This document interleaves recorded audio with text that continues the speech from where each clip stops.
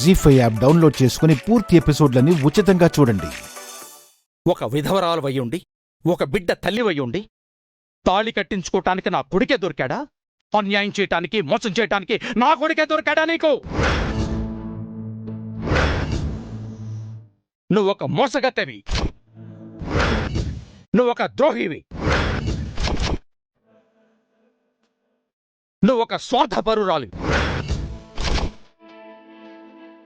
నీచమైన వ్యక్తిత్వం కలిగిన దాని.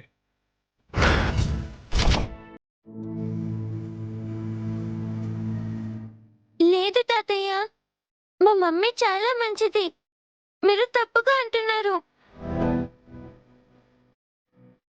అలా అనకండి తాతయ్య.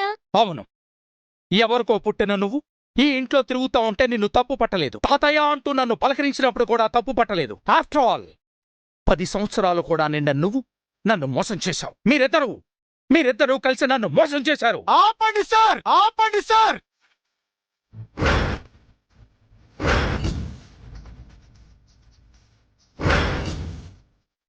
ఆపండి. ఎవరిని పట్టుకుని ఏం మాట్లాడుతున్నారు సార్? సూర్యదేవర, జయసూర్య, అలివేలు మంగతాయర్ల దారాల పట్టి సార్ మా దివ్యమ్మ. వేల కోట్లకు వారసురాలు. ఆవిడెవరిని మోసం చేయలేదు సార్. జీవితమే ఆవిడ్ని మోసం చేసింది.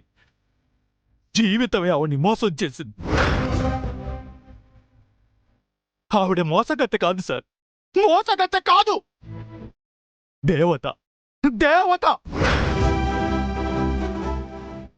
వేల కోట్లను వదిలేసి వచ్చిన ఆవిడ స్వార్థపరురాలు ఎలా అవుతుంది సార్?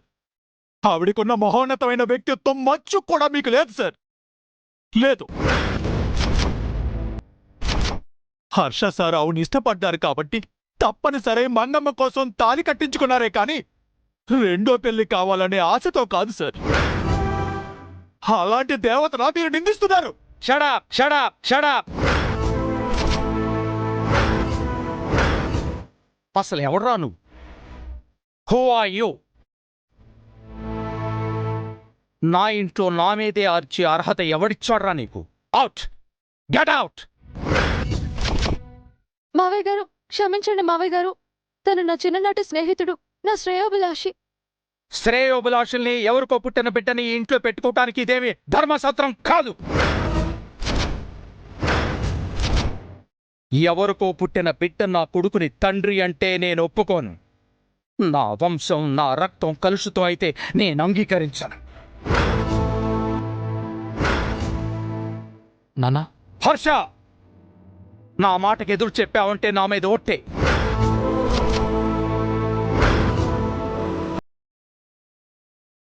ఏమండి? సుమిత్ర, ఈ మాట నీకు కూడా వర్తిస్తుంది. Mind it. If not, better to mind it.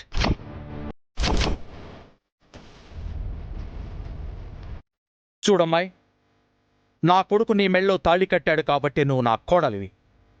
అంతవరకే అంగీకరిస్తాను.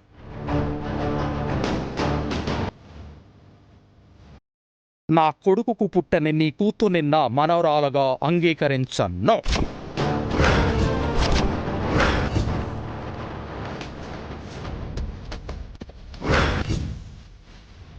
ఉంటే నా కోడలుగా ఈ ఇంట్లో ఉండు, లేదా మంగ తల్లిగా నీ కూతుర్ని తీసుకొని బయటికి వెళ్ళిపో.